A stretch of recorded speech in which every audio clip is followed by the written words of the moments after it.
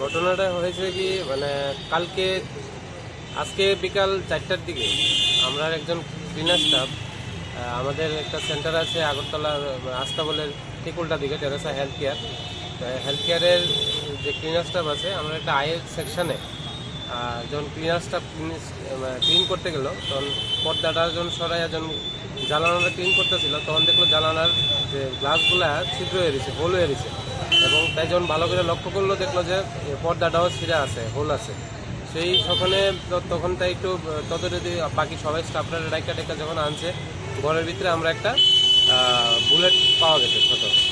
তো ওই ব্যাপারটা নিয়ে আমরা খুব আতঙ্কে আসছিলাম।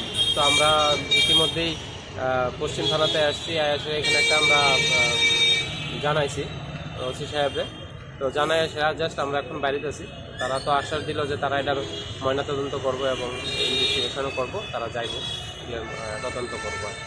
যা তো আমরা কিছু কইতাম না, কিন্তু পুলিশরা আমরা জানাইছি পুলিশরা তদন্ত করেই সঠিক দিতে পারবো। আমরা তো এই ব্যাপারে কিছু মানে অভিজ্ঞতা নাই বা আমরা কারণ এরকম শত্রু আছে বলে মনে করি আমরা কোনো নাই কি পারপাসে এরকম হইলো। এরকম একটা মানে যদি রুমের মধ্যে ভাগ্য ভালো রুম খালি ছিল, যদি রুমের মধ্যে পেশেন্ট থাকতো বা আমরা স্টাফরা থাকতো তাহলে মানে খুবই অনর্থ হয়ে যেতে পারে।